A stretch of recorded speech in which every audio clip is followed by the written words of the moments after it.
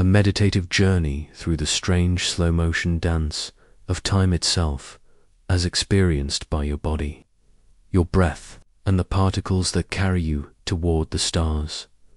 There is a quiet ticking inside you, not the kind made of metal or gears, but of muscle, rhythm, and breath. You don't hear it in the way you hear footsteps or raindrops. You feel it subtly in the beat behind your ribs, in the way your chest rises and falls when you're not thinking about it. This is your internal clock, a soft drum that keeps time not just for your body, but for your whole life. Each beat, each blink, each breath, they are little declarations that time is passing. But tonight, as you settle under the hush of darkness, let's imagine something a little strange. Let's imagine that this ticking, this steady clock inside you, doesn't tick the same for everyone, everywhere, all the time. Let's imagine it can stretch like soft dough beneath careful hands. Let's imagine it can slow down, not because you're tired, not because you're dreaming, but because you are moving.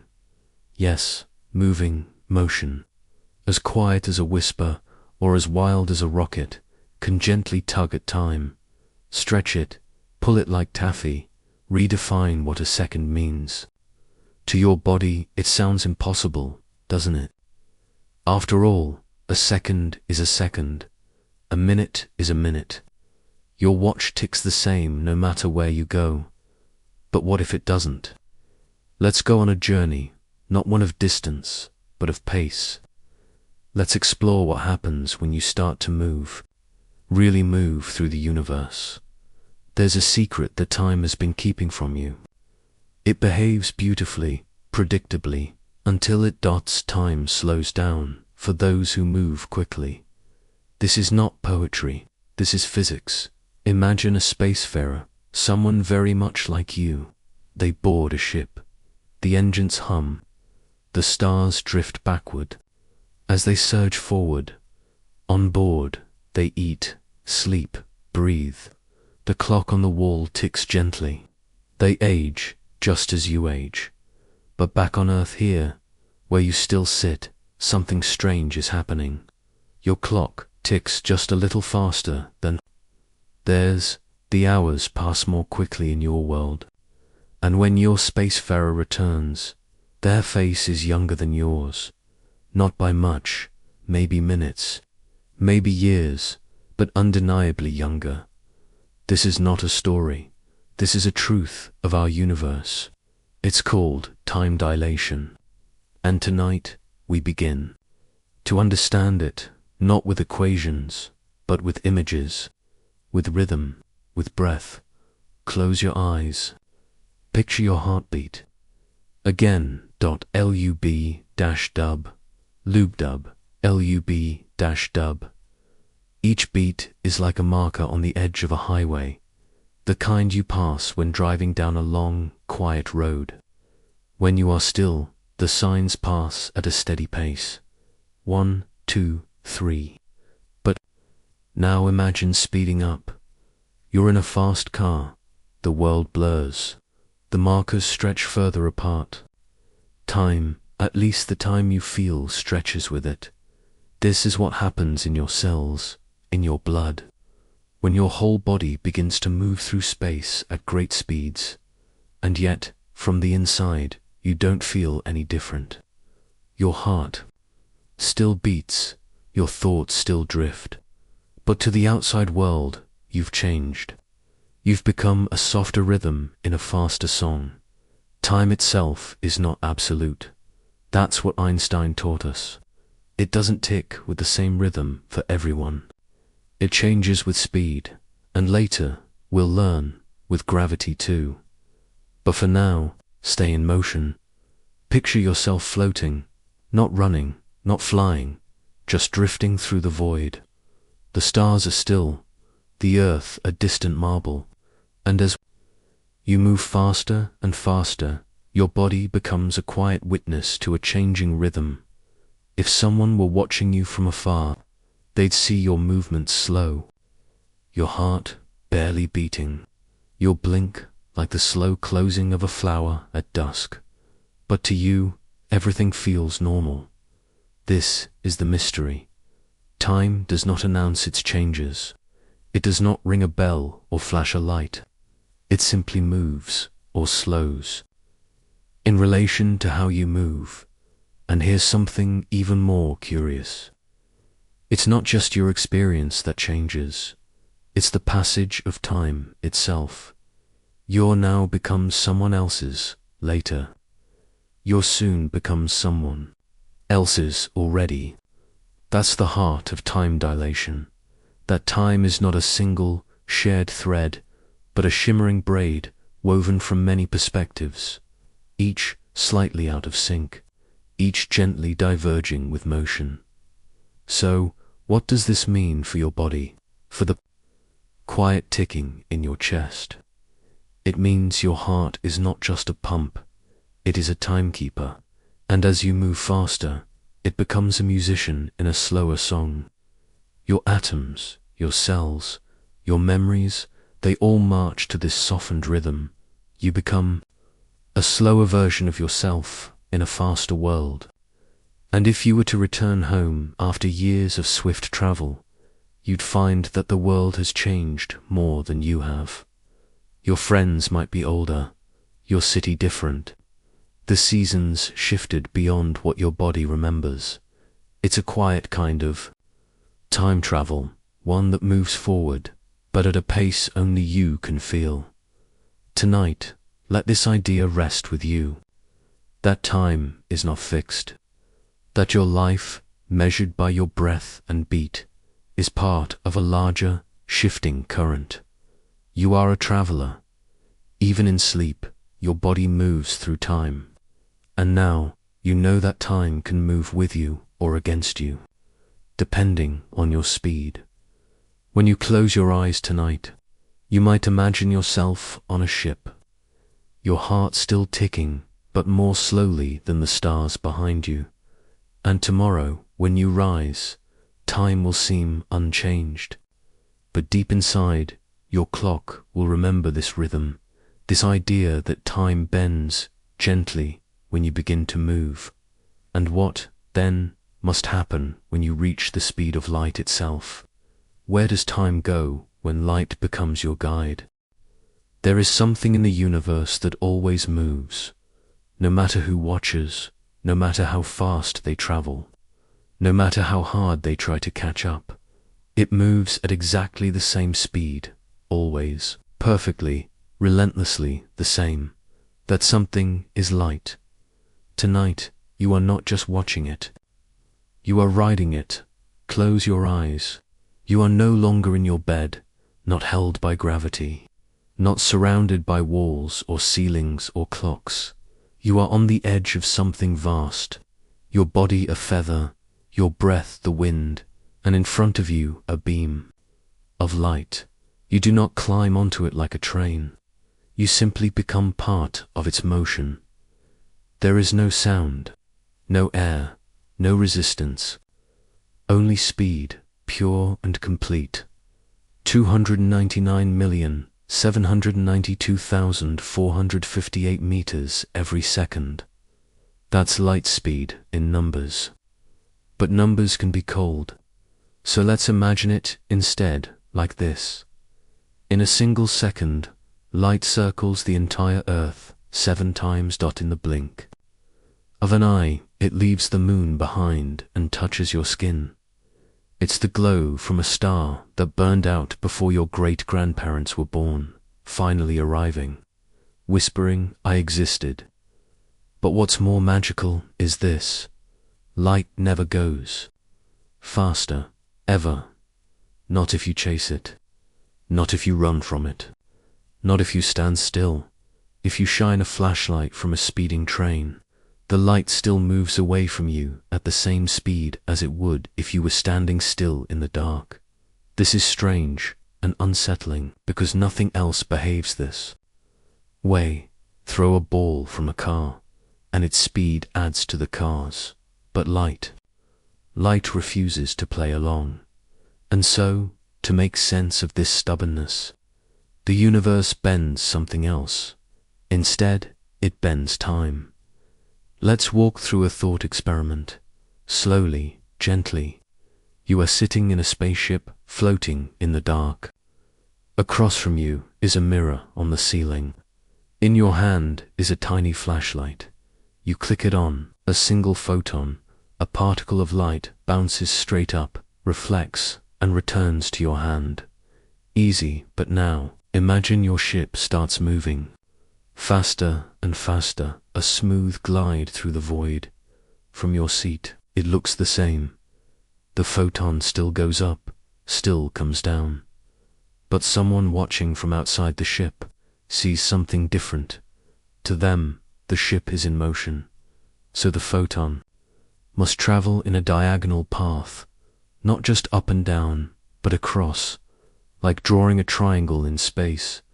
And if the photon still moves at the same speed, always the same speed, then the only thing that can change is time. The outside observer sees your clock ticking more slowly. Why? Because the photon, your timekeeper, has a longer path to travel now. And if light refuses to speed up, then time must stretch to allow it to reach the same place. In this way, light becomes the ruler of time, not the ticking of gears, not the movement of the sun, but light defining the rhythm of seconds, the beat of every breath.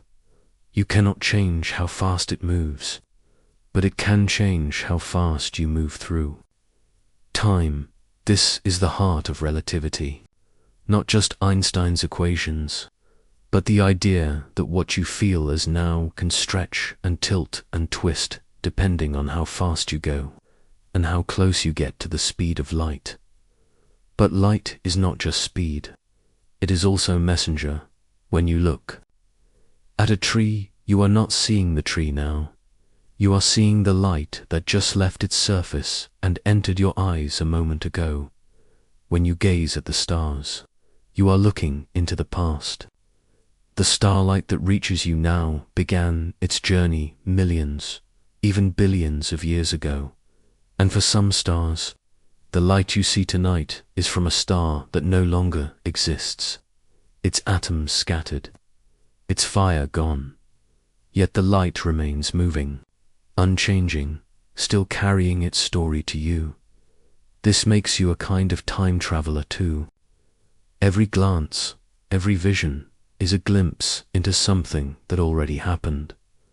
The universe does not show you now. It shows you then, delayed by distance, delivered by light.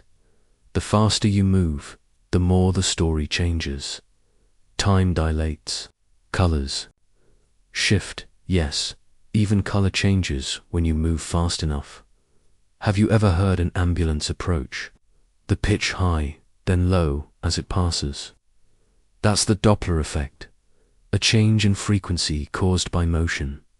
Light does this too. Move toward a light source quickly enough, and the light shifts to blue, higher frequency. Move away and it shifts red, a slow, stretched sigh of color. And out in the cosmos, we see galaxies pulling away from us, their light forever red-shifted, stretching through time and space, telling us the universe is expanding. Even the color of light carries time in its folds. But let's come back to you. You, lying still, listening, drifting. Your body feels motionless, but your world is not. The Earth spins. It orbits the sun. The sun spirals through the Milky Way, and even the galaxy drifts towards something unseen. You are already moving, always. Yet light outpaces you at every turn. This isn't a race. Light is not something to catch. It is a boundary, a cosmic speed limit woven into the fabric of space and time. And when you imagine pushing closer to it, near the speed of light, everything changes. Your mass increases. Your clock slows. Distances shrink. And eventually, if you could somehow reach that sacred speed, time would stop. Yes, from the perspective of a photon, If it had perspective, no time passes at all. A photon leaves the sun and reaches Earth in 8 minutes. But from the photon's point of view, it experiences no time. Departure and arrival are the same moment. This idea is hard to grasp, and that's okay. You are not meant to solve this mystery tonight. You are meant to feel it gently, to let it settle like mist on your thoughts. Time is not what you thought. Speed is not what it seems. And light is not just illumination. It is truth, unbending. So when you see the sunrise tomorrow, when golden light washes over your floor, know that it is not just morning. It is a message. It is light that left the sun, crossed the vacuum of space, and finally found you. And that beam, that silent courier, moved as fast as anything can move, slowed time as much as time can slow, and told you, this is now. But now, what? If you begin to move, what if you push toward the speed of light, riding not as a photon, but as a traveler? What would happen to your heartbeat, your breath, your aging? As you drift toward sleep, let that question remain unanswered. Let it hum quietly in the back of your mind. If I moved faster, how slow would time become for me? You are one of two hearts, once beating in perfect rhythm. Two minds, once dreaming beneath the same roof. You are twins, mirror reflections of one another. Same laugh, same lullabies, same ticking of time beneath your skin, until one day something changes. Your twin, your other half, is chosen. A mission, a journey, a spacecraft meant to pierce the quiet of deep space, accelerating faster than anything you've ever touched. You hug. Their arms still feel familiar. Their breath still fogs the air like yours. And then they are gone, rising from the earth with trembling fire, leaving you behind, rooted still, watching as your own reflection disappears into motion. Back on Earth, time feels steady. You sip tea in the morning. You feel the seasons drift past your window like falling leaves. You celebrate birthdays, grow new lines beside your eyes, stack memories like stones in a garden dot, and always, somewhere in your thoughts, you imagine them, your twin, floating farther and faster, beyond planets and orbits, towards silence. You wonder how they pass the time. Do they feel the days? Do they count stars? Do they age as you do? The answer, though strange, is no. This is the twin paradox, a riddle not of biology, but of time itself. Einstein first whispered its truth into the world, that two people, once aligned in time, can fall out of rhythm if one of them moves fast enough. Not just in metaphor, not just in feeling, but physically, measurably, truly out of time with one another. And so, decades pass on Earth. You grow older. You hold photographs in trembling hands. You whisper to memories that echo like old songs, until, at last, the sky burns again, the ship returns, and inside, your twin steps out, their face younger, their voice unchanged. The lines you carry, they do not wear to you. It feels like half a lifetime. To them, perhaps just a few years. It feels like magic, but it is not. It is motion. It is speed. It is the soft warping of time under the pressure of velocity. Let's imagine the physics behind it. Gently, as your twin's ship moved faster and faster, nearing the speed of light, their internal clock began to tick more slowly, not broken, not malfunctioning, but obeying the rules of special relativity. Their heartbeats stretched, their thoughts spaced out like stars in a thinning sky. To them, Life felt normal. To them, time passed as it always had. But to you, watching from Earth, they were drifting through a syrup of slow time. Their seconds were not your seconds, and when their journey curved back, and their ship slowed and returned, you had lived more. This difference is not just theory. It's been measured. In 1971, scientists flew atomic clocks on airplanes. When compared with clocks left on the ground, the flying ones ticked more slowly, just a sliver, but enough to prove the truth. Astronauts aboard the International Space Station age just slightly less than those on Earth. Not enough to notice, but enough to record. And if we could send someone near the speed of light, the effect would grow, stretching into years, decades, even centuries of difference. One twin stays, one twin flies, one twin watches time like water, the other sips it like honey, and so a paradox is born, not because the math is wrong, but because it feels impossible. How can you be younger than your own twin? But the key lies in asymmetry.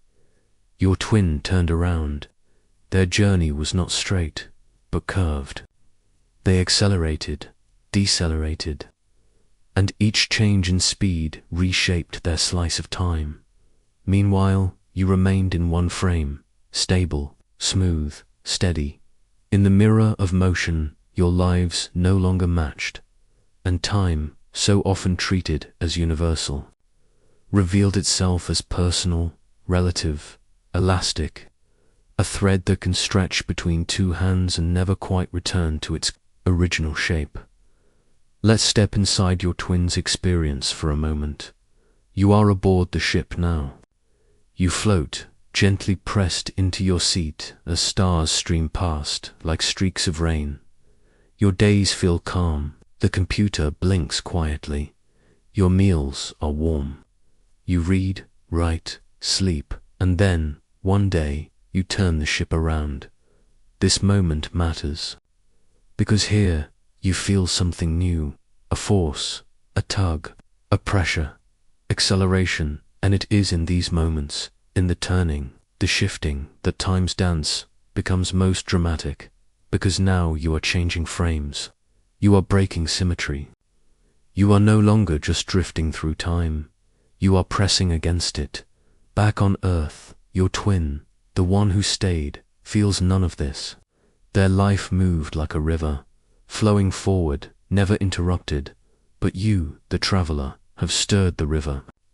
You've stepped outside its banks, walked along the shore, and stepped back in at a different point. And when your two timelines finally meet again, they no longer align. You are younger, not just in face, but in biology. In every cell, in every thought, you carry fewer moments. Your twin remembers birthdays you never lived, songs you never heard, stories you were not here to share, and yet there is no loss, only difference. This is not a tragedy. It is a revelation that time is not a single road, but many paths, curving, crossing, diverging. You are still twins, still bonded by the echo of shared beginnings. But now your journeys have shown you something profound, that aging is not fixed, that time is not one tempo, that even your heartbeat is not immune to motion. And as you sit together once more, the earth below you, the stars above you look into each other's eyes and see what was once the same now, softened by difference. You smile, because what matters is not the number of years, but the shared sky, the reunion, the mystery between you. You have seen the rules bend. You have lived the experiment. And now, in this quiet afterglow, you wonder what else changes when your whole body begins to move through space at nearly the speed of light. Not just your age, but your breath, your thoughts, your rhythm. Let that thought follow you into sleep, like a soft breath against your skin. You are not fixed. You are not anchored. Even time, it seems, listens to your motion. So now, what happens inside you when you become the traveler? What does your body feel on a fast train through time? You stand on a platform. The sky is hushed. The rails stretch ahead like silver ribbons. A train hums in the distance, almost soundless. Not a train of this world, not one of coal and metal, but something gentler, smoother, built from light and thought. This is a train that moves near the speed of light. And tonight you step aboard. There is no conductor, no crowd, no rush, just you and the rhythm of motion waiting to begin. As the doors whisper closed behind you, you feel the first ripple of acceleration, not a shove, not a jolt, but a sinking, like drifting deeper into a warm bath. Outside, the platform fades. The trees stretch. The horizon bends like wax near a flame. And then, stillness. Though you are moving faster than anything you've ever imagined, inside the train, it feels like floating. Let's pause here, because something incredible is already happening. Your body, still as it may seem, is changing. Not in ways you can feel, but in ways the universe can measure. Your heartbeat slows, not because you are calm, though you are, but because time itself is stretching around you. Each beat grows longer. Each breath becomes a soft, drawn-out note. To you, everything feels normal, but to someone watching from the station you left behind, you are moving through thicker time. Let's picture it. Imagine time as honey, thick, golden, slow to pour. The faster you go, the more this honey surrounds you, slowing your inner world, protecting you in a syrup of stretched seconds. And this isn't just poetry. It's real. If your train reaches a significant fraction of light speed, say 90%, 95%, even 99.9%, then for every day you experience, years may pass for someone. Standing still, your fingernails grow more slowly, your hair changes more slowly. Even the chemical reactions in your cells begin to take their time. You are, in every way that matters, aging more slowly. Now, imagine a friend back at the station. They wave as you leave. They return home. They water plants, write letters, celebrate. Birthdays, their days follow a familiar rhythm, but your time, your internal clock runs. Like a lullaby in slow motion, 1 year for you might be 10 for them. They grow older. Their world shifts, and you, aboard the train, still feel the same gentle heartbeat you had when you left. You are not dreaming.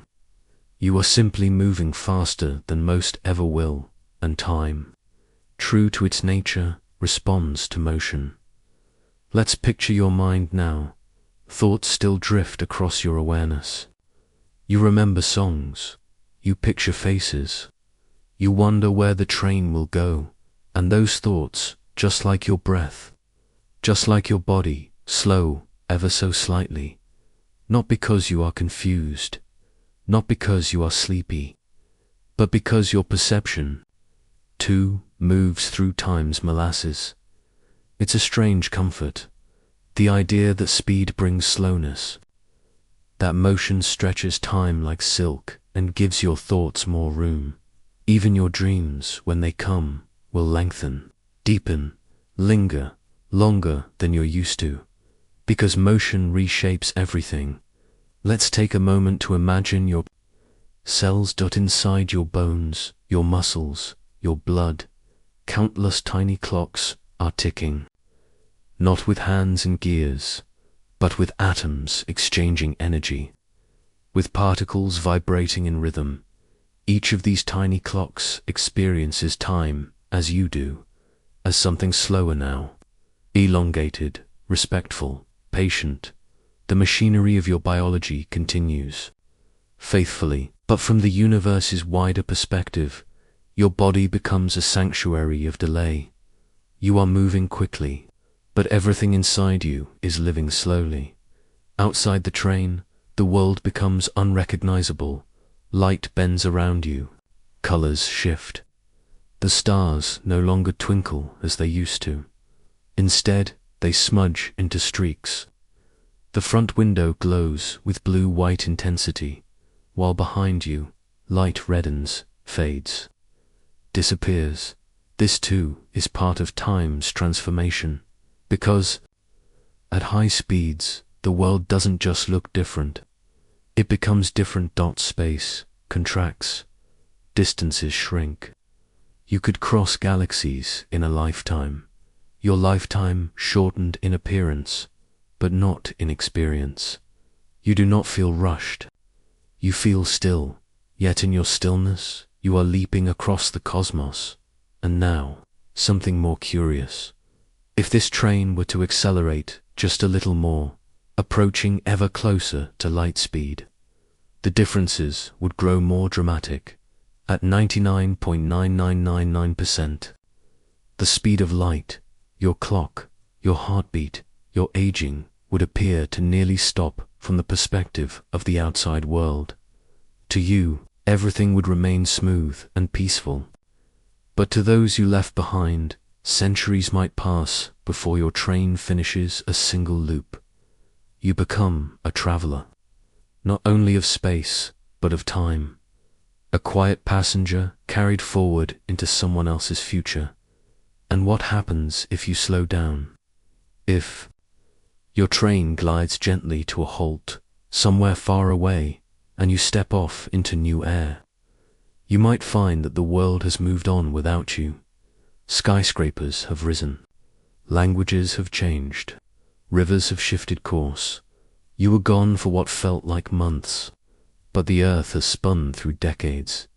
This is not fantasy. It is the natural unfolding of time and speed intertwined. You did not skip time. You simply walked its path more slowly than others. Now breathe, feel your heartbeat in your chest. Lube-dub, L-U-B-dub. It is your clock, and it follows your motion. Everywhere you go, it defines how time touches you. Whether you lie still in your bed or ride a train built from light, your heartbeat is your companion through all the ways time can bend.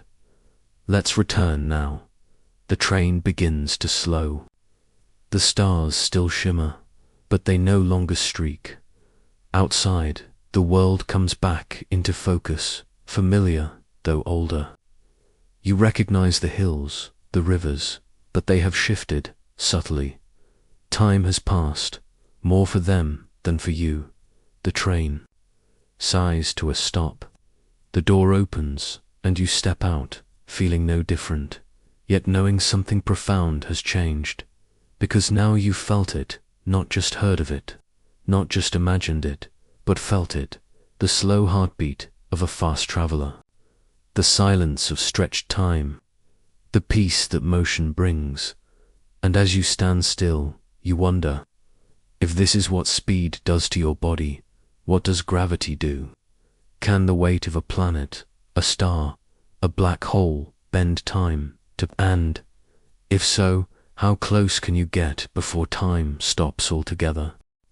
You don't feel it, but right now, your body is in quiet conversation with gravity. Even as you lie still, blankets soft, breath even, gravity tugs gently on your bones. It holds you close to earth, anchors you to the floor, whispers to the fluid in your blood, but gravity's reach is deeper than your muscles or your feet. Its hands extend not only through space, but through time tonight.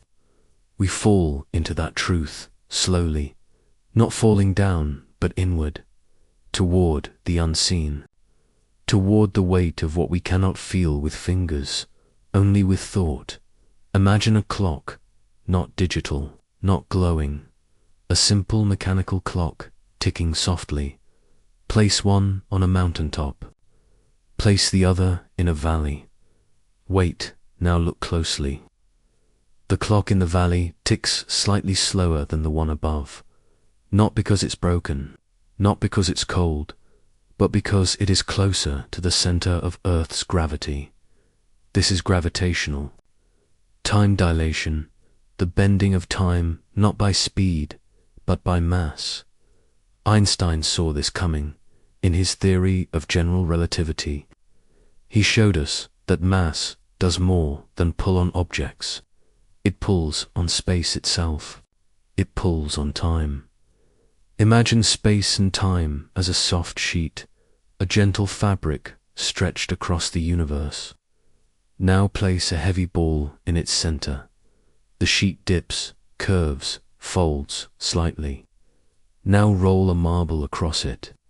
It spirals inward, drawn not by magic, but by the curvature of the sheet beneath it.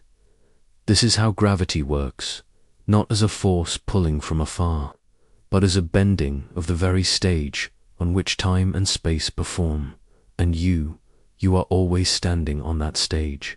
So what happens to time as you walk deeper into gravity's curve? It slows, not just your experience of it, but time itself, the rhythm of your seconds, a GPS satellite in orbit, farther from Earth's mass, ticks slightly faster than your wristwatch on the ground. If not corrected, your phone's map would lead you miles off course. To keep your morning walk accurate, scientists must bend time back into place. But Earth is gentle.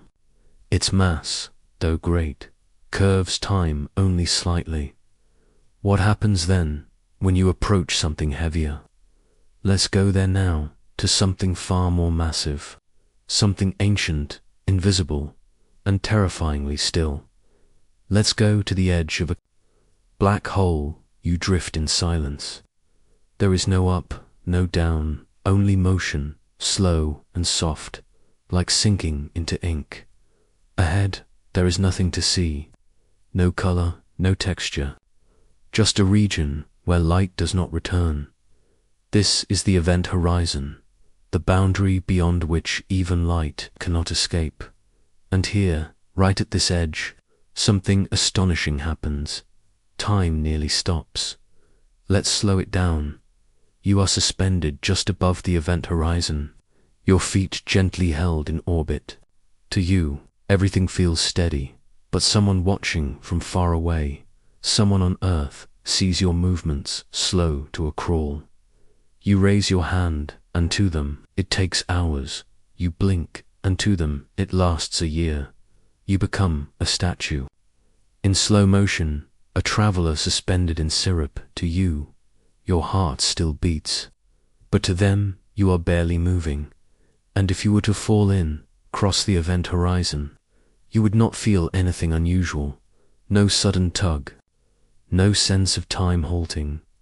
But from the outside, you would never appear to cross. You would freeze, a forever figure on the edge of the dark, because time at the horizon does not merely slow. It stretches infinitely. The stronger the gravity, the slower the time.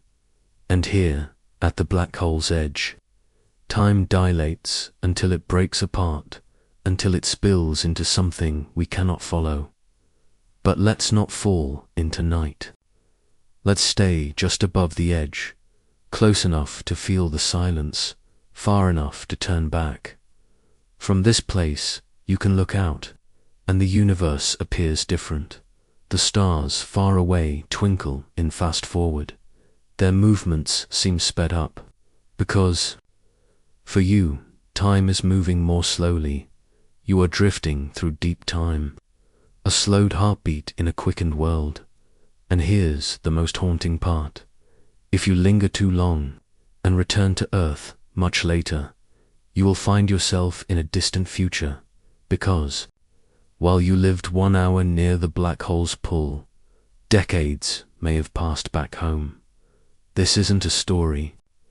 It's a reality played out in the math of relativity and the observations of our cosmos. Gravitational. Time dilation isn't just a theory.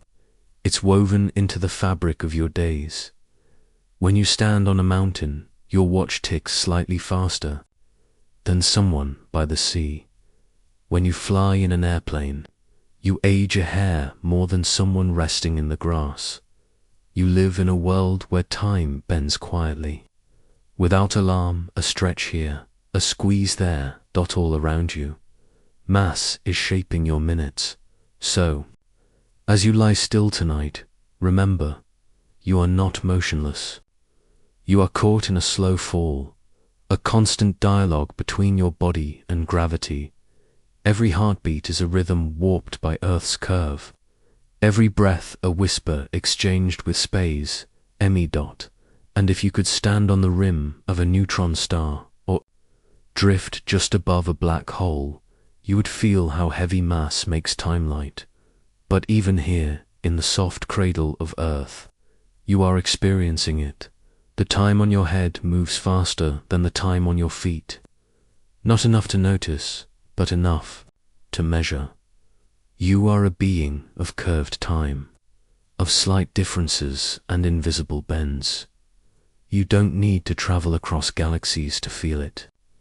You already live within gravity's arms, and gravity, as quiet as it seems, is always shaping your days.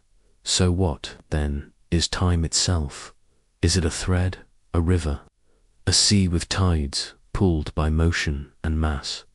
What is it made of? What keeps it ticking? And how does your small life fit inside something so vast? Let those questions float, because now, as you rise from the edge of gravity, as you drift gently away from the black hole's pull, you are not just wondering about time's shape, you're wondering about its scale. How big is time? How does your wristwatch compare to the spin of galaxies? What is a moment compared to 1,000,000 years? What is your now compared to the universe's? Time feels so simple when you're living it. You wake, you breathe, you move from moment to moment, like stepping stones across a shallow stream. Your body keeps time with heartbeats, with blinks, with hunger and rest, with the passing of light across your window, and yet, that stream you step across, the one made of minutes and hours, doesn't flow the same for everything. The stars don't measure time with clocks. Galaxies don't wear wristwatches. Their seconds are not yours. Their now is not your now. So tonight, as you sink deeper into rest, let's drift upward, outward, beyond the skin and bone of time as you know it. Let's leave behind human clocks and meet the clocks of the cosmos. We'll compare the rhythm of your breath to the rhythm of the stars, not to feel small, but to feel the beauty of belonging to a universe where every kind of time coexists. Start with your pulse. Place your hand over your heart. Feel that quiet tapping, that steady drumbeat that marks your time. Day after day, an average human heartbeat ticks about once every second, 60 beats a minute. Over 80,000 in a day. Your cells know this rhythm. Your brain floats in it. You live your life inside it. It is your time now. Stretch your imagination. Float up beyond the clouds, beyond the planets, into the open arms of the Milky Way. This galaxy, your galaxy, takes about 230 million years to spin once around its center. One full rotation minus 230 million Earth years. That's a galactic year. If you're 20 Earth years old, you've lived about 0.00087 of a galactic year to the galaxy. Your whole life has lasted less than a blink, but to you, your years are filled with laughter, loss, sunlight, questions. Your time may be brief by cosmic standards, but it is full, it is yours. Now imagine something older, a redwood tree standing for 1,000 years. Its time is longer than yours. Its growth, slow, deliberate. A glacier flowing down a mountain measures time in centuries. A black hole at the center of a galaxy measures time in billions of years. Its pull so strong that it remembers the early moments after the universe was born. Each of these, you, the tree, the star, the black hole, lives in its own clock. Each ticks truthfully. Each ticks differently. Time is not a single drumbeat. It is a choir of rhythms, overlapping but not synchronized. That's the beauty of relativity. Not just that time can stretch and bend, but that it always does. Even now, as you lie still, time flows slightly differently in your head than in your feet, slightly differently on the mountain than in the valley, slightly differently on Earth than on Mars, and much differently in the hearts of stars. Let's imagine a clock made of light. A photon bounces back and forth between two mirrors, one tick every bounce. Now place that clock on a fast-moving spaceship. To someone inside, the photon still bounces, straight up and down. But to an observer outside, the ship's motion makes the photon trace a longer path, and yet light always travels at the same speed. So, the only solution, time slows down for the traveler. That's a personal time, that's proper time, and every being, every object, carries its own version. Now ask yourself, which time is the real time? Is it yours, measured by your breath and days? Or is it the universe's, measured by the rhythm of exploding stars and expanding galaxies? There is no single answer, because all time is real. All time is local. All time is relative.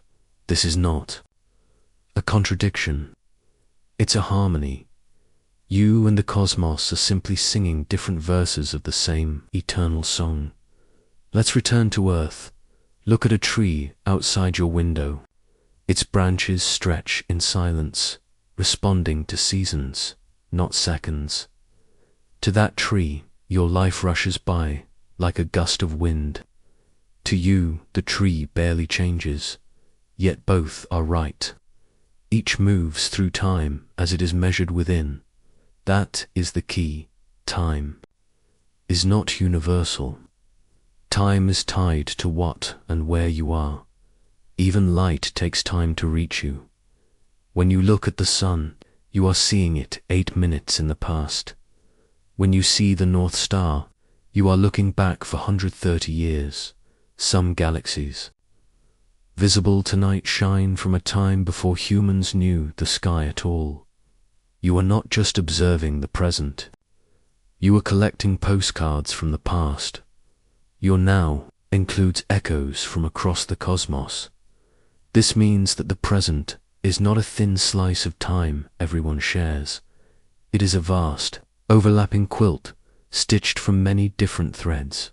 Your heartbeat, a star's last flash, a comet returning after 10,000 years.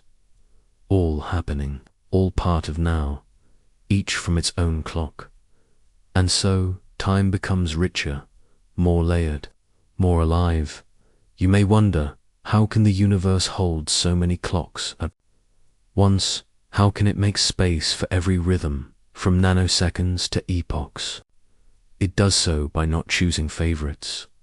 There is no master clock, no grand conductor, just relationships, just observers, just beings moving through space-time, each measuring their own path.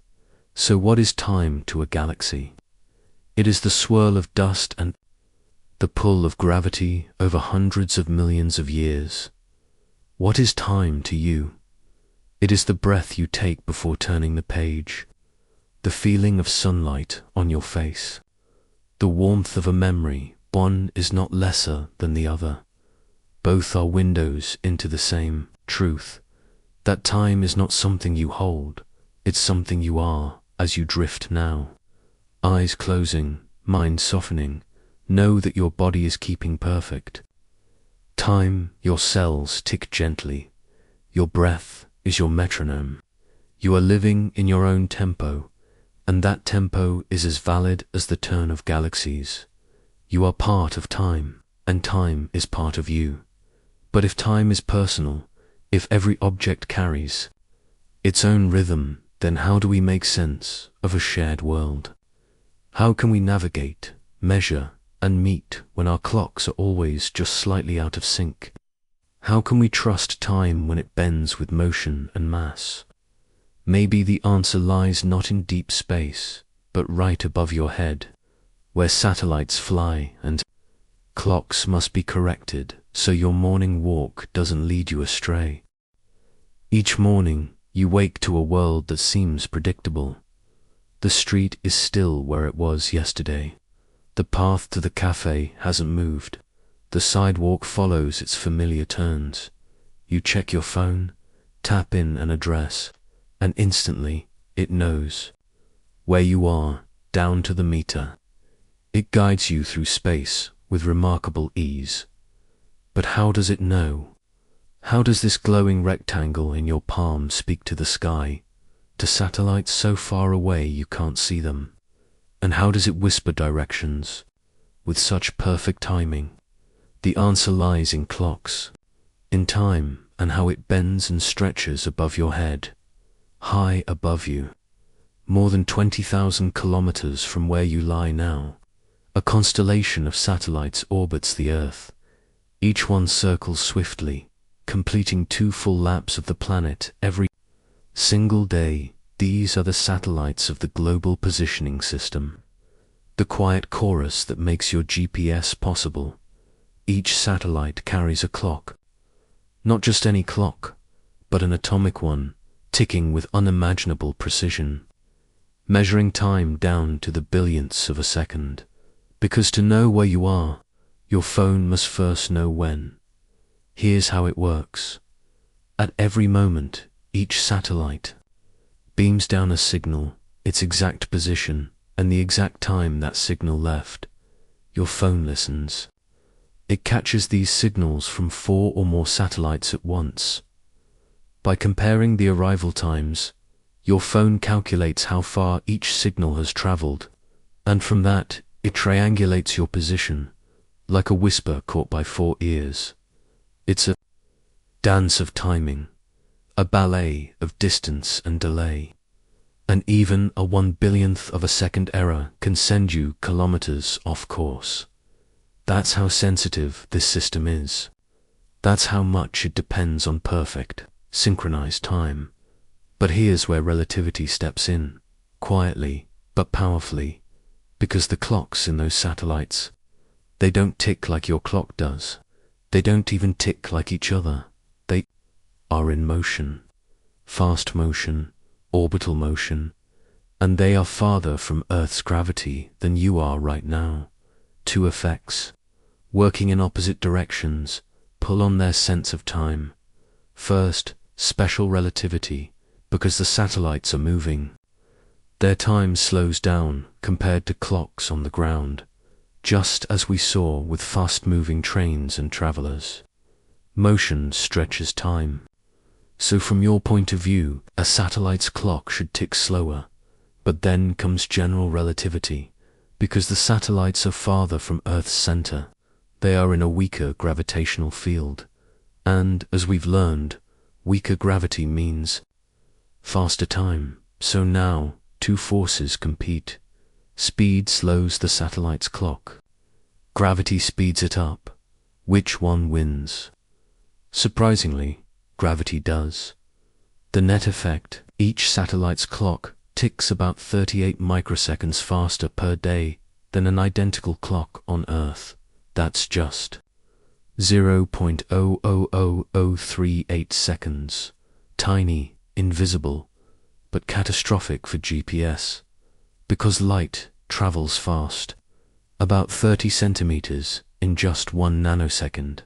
So even a microsecond's error means your position is wrong by kilometers. So engineers do something extraordinary. They correct for relativity. Every satellite is programmed to adjust its ticking to account for both its speed and its height above Earth. They are pre-compensated. Their clocks are slowed on purpose, so that once they begin orbiting, they tick in perfect rhythm with your phone. And every day, ground stations update and fine-tune those clocks, ensuring their precision remains unmatched. Without these corrections, your phone would lead you not to the cafe, but into the river, or behind a distant mountain. Relativity isn't theoretical here. It's practical. It's invisible, yet essential. So next time you take a walk, guided by your screen, remember, you are tracing a path through a web of curved time.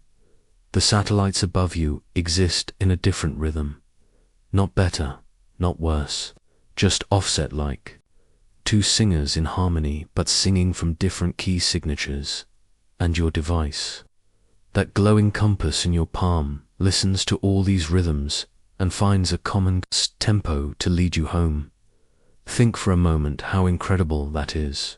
Your phone, a tool so small it fits in your hand, has become a bridge between Earth and space, between your body's time and the orbiting clocks above dot. Each time you look at a map, you are quietly watching relativity at work.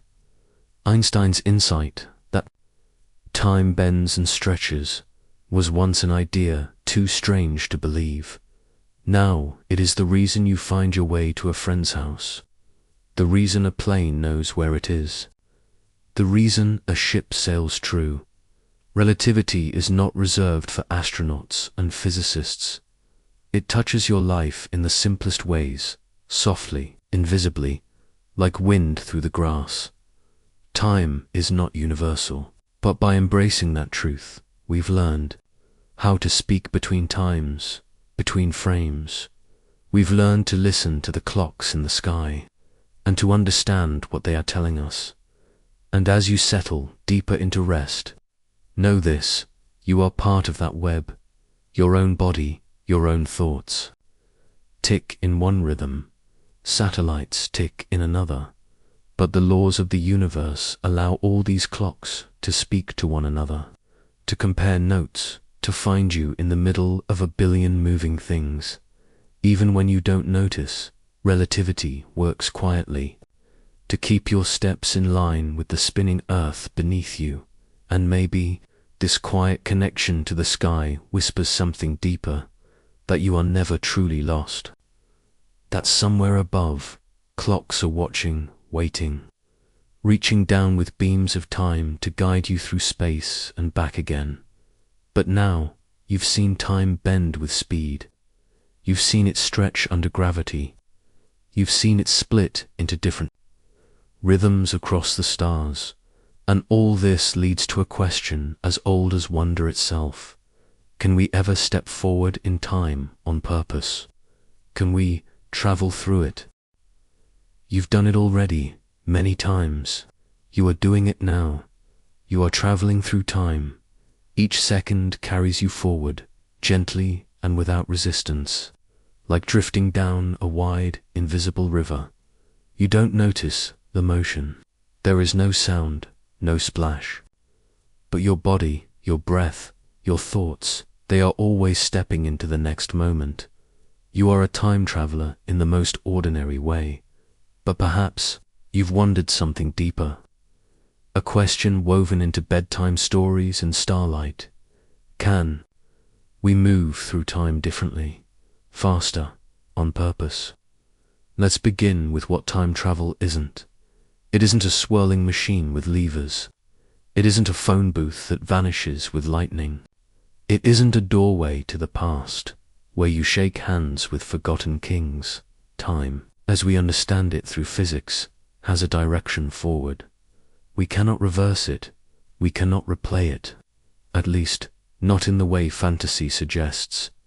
But time does stretch. It does bend. And under the right conditions, you can leap ahead, not through magic, but through motion and gravity. Imagine a spacecraft, one built not for sightseeing, but for speed. You climb aboard, it hums to life. And slowly your speed increases, faster. Then faster still, you pass planets, you pass stars, and soon you reach a fraction of light's relentless pace. Inside the ship, time feels normal. You eat, sleep, dream. Days pass, maybe weeks. But when you return to Earth, you find that years have gone by. This is not a paradox. It's a real, measured consequence of moving quickly through space. You have aged less than the world you left behind. You have skipped forward, traveled into the future, not through fantasy, but through the nature of time itself. This kind of time travel has already happened. Take the astronauts on the International Space Station. They orbit Earth at over 17,000 miles per hour. Their speed, combined with their altitude, causes time to shift ever so slightly. When they return after 6 months, they are a tiny bit younger than they would have been if they had stayed on Earth. Not enough to notice, but enough to measure. Their hearts beat just a few nanoseconds behind ours. They are time travelers by inches, not miles. You, too, have felt these shifts, even if you didn't know it. When you fly in an airplane, you are slightly higher, slightly faster. Time changes for you. If you lie at sea level, time flows one way. If you climb a mountain, it flows just a touch faster. It's subtle, but it's real. You carry your own clock, your own slice of time, wherever you go, and that clock is always drifting from everyone else's. So if you wanted to leap years into the future, not just seconds or milliseconds, how would you do it? You'd need speed, tremendous speed, speeds close to the speed of light or gravity, an immense gravitational field, strong enough to bend time into slow syrup, a black hole, for instance. Remember how time slows at its edge. Spend a day orbiting it just above the event horizon, and when you return, centuries may have passed elsewhere. You've lived a day. They've lived a lifetime. But there's a catch to travel forward through time in this way. You cannot come back. The physics that allows time to stretch does not offer a return ticket. Forward, yes. Backward, no. Not with our current understanding. There are ideas, hypothetical tunnels through space and time called wormholes, a shortcut, like folding a sheet of paper to bring two distant points together. But these remain mathematical curiosities, delicate, unstable, and possibly impossible. They flicker at the edges of science, like candlelight at the end of a hallway scene, but not yet reached. So what can you do? You can embrace the truth that time is not fixed, that your life, your every step and breath, is part of a fluid current that bends gently around motion and mass. You can climb a mountain, take a flight, visit the stars, and feel time stretch. However subtly, you can recognize that you are already traveling into the future every second, without needing to try, and maybe that's enough to know that you don't need a machine to be a time traveler. You are one. Every memory you carry is a time capsule. Every dream is a leap toward what hasn't happened yet. Even this story, these words are reaching you a moment after they were written. We are always in motion, not just through space, but through time, and in a way, the future is always greeting you a moment at a time. You don't need to race toward it. It is coming to meet you, patiently, softly, without fanfare. Each sunrise, each tick of your wristwatch, each step into tomorrow, they are all time's invitation to keep going. So no, you cannot go back and undo your first heartbreak. You cannot leap to the past to whisper warnings to yourself. But you can stand here in this moment, and feel the current of time beneath your feet. You can step into the future by living, by choosing, by breathing. That is time travel at its most intimate, and as you rest, know this: you are wrapped in time, held by it, carried forward by its steady hands. There's no need to rush. You are already arriving, and perhaps tomorrow you'll wonder if everything in the universe ticks like a clock: atoms, stars, people, planets. Then maybe time itself is made of clocks, a tapestry of ticks, a universe woven from rhythm. You lie still now, but all around you and within you something ticks. Not loudly, not with hands that circle a dial, but with rhythm, steady and silent. You are surrounded by clocks, not just the one by your bed, not just the blinking digits on your phone, but clocks in your chest, in your cells, in the particles that make up everything you are. Atoms, beating, pulsing, marking time. Tonight, you will drift through that quiet machinery, the hidden network of rhythm that makes up the universe itself. Begin with your heart. It beats around 100,000 times a day.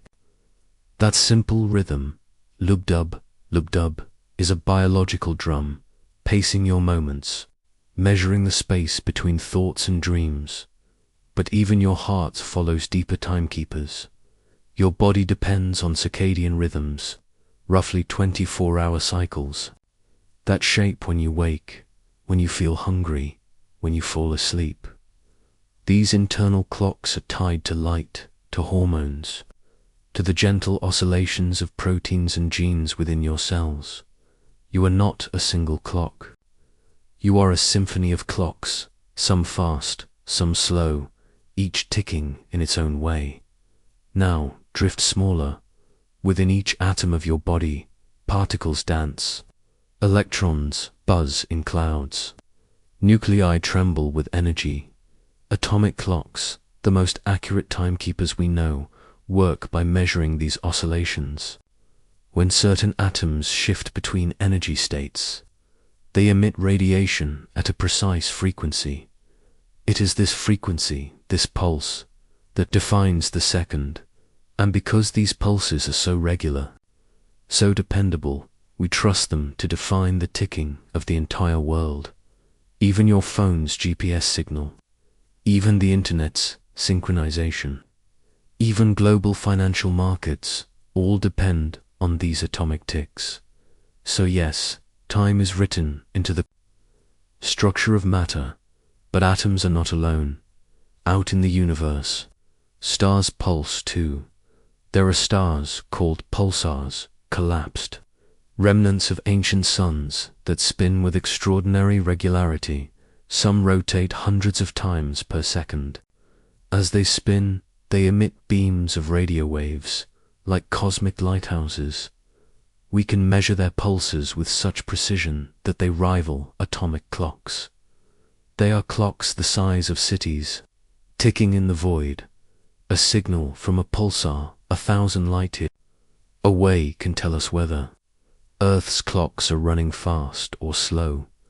The universe holds time in everything, even larger still.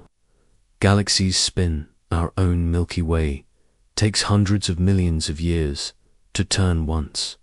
It has no dial, no numbers, but its rotation is steady, its arms sweeping slowly through the dark. From subatomic particles to spiral galaxies, motion is rhythm, and rhythm is time. Each beat, each turn, each oscillation, a measure of something passing. A clock, and just as clocks can tick together, they can drift apart. This is decoherence, a gentle unraveling of synchron. In quantum mechanics, particles can share rhythms, entangled, connected beyond space, but introduce noise, a warm environment, a measurement, and they fall out of sync. Time is not only made by clocks, it is felt when clocks disagree. You notice time when things shift pace, when your heartbeat races, when a train is late, when your friend ages faster than you remember. Time becomes visible through comparison, and the universe is always comparing. Even now, scientists use networks of atomic clocks spread across continents. They compare tick to tick, watching for irregularities. Sometimes they find them, tiny shifts, suggesting gravitational waves, ripples, in space-time from colliding black holes or neutron stars merging. A disturbance in one clock tells a story written millions of years ago. Every tick can be a messenger. You may ask, why does this matter? Why see the universe as a whole of ticking hearts and stars? Because it shows us that time is not an illusion. It's not just a story we tell ourselves. It's a real, measurable structure woven into the physical world, and you, with your breath, your dreams, your gentle drifting, are part of that structure. Your presence is time. Your choices shape it. Your body sings in harmony with atoms, oceans, and galaxies. There is another kind of clock you carry inside. A memory. Memory is how you experience time, not just as a sequence, but as a thread. Each moment marked by scent, by sound, stitched into the tapestry of your identity. Memory is not precise. It is not measured in seconds, but it is essential to feeling time's shape. And even your memory has a rhythm.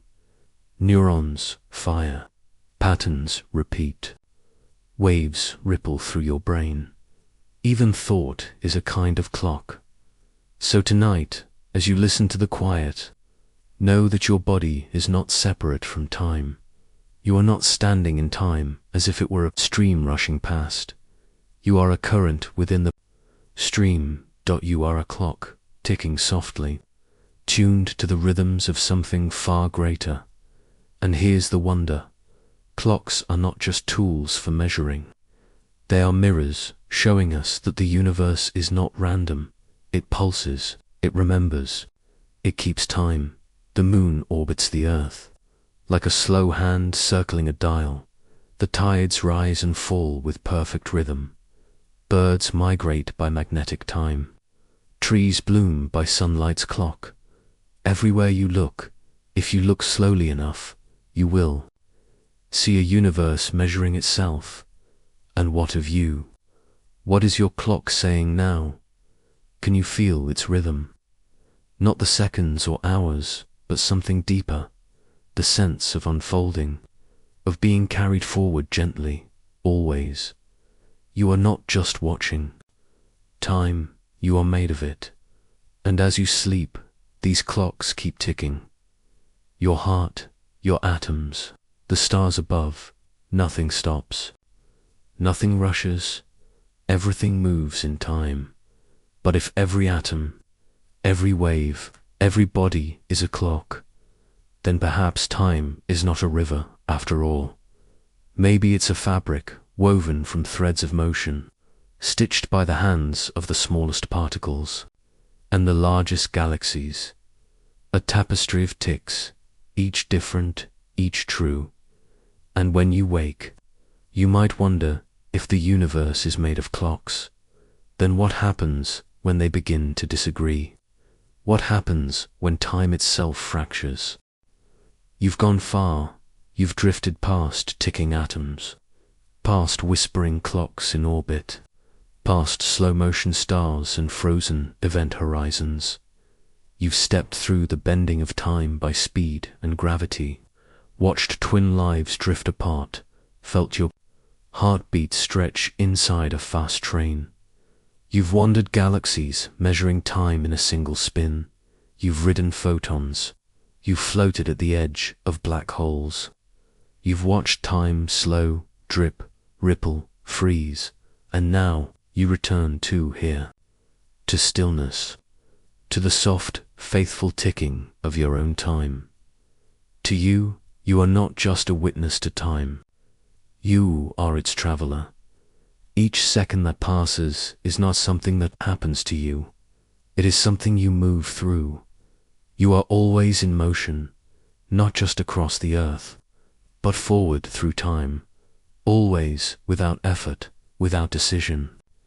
You step into the next moment, a quiet rhythm of becoming. But what makes you different from a rock, or a river, or a distant planet spinning in silence? It's not that you move through time, everything does. It's that you notice. You remember, you anticipate. You look at old photographs and whisper, "That was me." You read a journal and feel the gap between then and now. You glance at the sky and know the light you see left the stars long ago. You carry time not just in your molecules, but in your mind. You hold past, present, and future in the same breath. That makes you a traveler of a rare kind. You don't need a spaceship. You don't need to orbit a black hole. You carry clocks inside you, and the universe respects them. It honors your frame of reference. It lets your time be yours. Your seconds are true to you, and that truth is not less real because it is personal. That is the promise Einstein showed us, that every traveler has their own map of time, and every map is valid. But let's look closer. When you walk, your blood flows differently. Your cells vibrate with new rhythm. Time begins to shift infinitesimally around your motion. When you sleep in the mountains, you age ever so slightly, faster than someone in the valley below. When you board a jet, fly west into the setting sun, you stretch your day just a little longer than those on the ground. It's not a story, it's a measurement. You, this very moment, are shifting. In time relative to the world around you, you may not feel it, but it's there. Tiny divergences, gentle echoes, proof that time is not fixed, and neither are you. So what does this mean for your life? It means you don't live in a universal clock tower. You live in a house of many rooms, each with its own ticking, its own light. You and your neighbor exist in slightly different moments. You and the person you were a year ago belong to different clocks. You and the stars are in an ongoing conversation of rhythms. And this, somehow, is not disorienting. It's beautiful. It means you are not trapped in time. You are part of its fabric. You help weave it as you go. Imagine then your life as a trail of footprints, but not on Earth. In space, each moment, each decision, each heartbeat leaves a mark in this fabric. Your path curves, winds, dips, and rises depending on how you move. Where you rest, what you carry, you leave behind a map of motion and memory. And that map is unique. There will never be another just like it. Not in this universe. Not in any now. Imagine looking back at that map. What would you see? A slow childhood, stretching long across warm seasons. A flurry of quick years, rushed by work and worry. A stillness when grief held time in place. A blurring of weeks when love made everything shimmer. You see, time doesn't feel the same in every chapter. And that's because you don't just travel through time. You shape it with emotion, with attention, with story. You take time and make it yours. This is why memories are strange. Some are sharp, some are smudged, some last forever. Some vanish by morning, because memory is not just recall. It's the folding of time into your own design. It's the stitching of events into meaning, and meaning, like gravity, can bend time. To a moment of beauty can last a lifetime, a week. Of sorrow can feel like a blink. And all of it is part of your journey. So where are you going? What does it mean to travel into the future, moment by moment? It means you are never the same person twice. Every second, your atoms shift, your thoughts evolve, your place in time moves forward. It means you are constantly arriving into a new version of yourself, like a wave rolling to shore, never still, never final. You are a traveler with no destination, only unfolding. And here's the softest truth. There is no rush. You do not have to race time. You are not behind. You are exactly where you need to be in your time. The clocks above, the particles within, all agree. Your rhythm is enough. Tonight, as you let sleep take you, feel that gentle motion again. Feel the world turn under you. Feel the earth move around the sun. Feel the galaxies drift through their slow spirals. You are moving, always. And that movement is time. You are the evidence that time exists. You are the witness. The traveler, the thread through which past becomes future.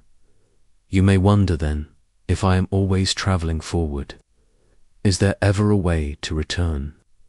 Not to rewind, but to return to something deeper, to stillness, to now.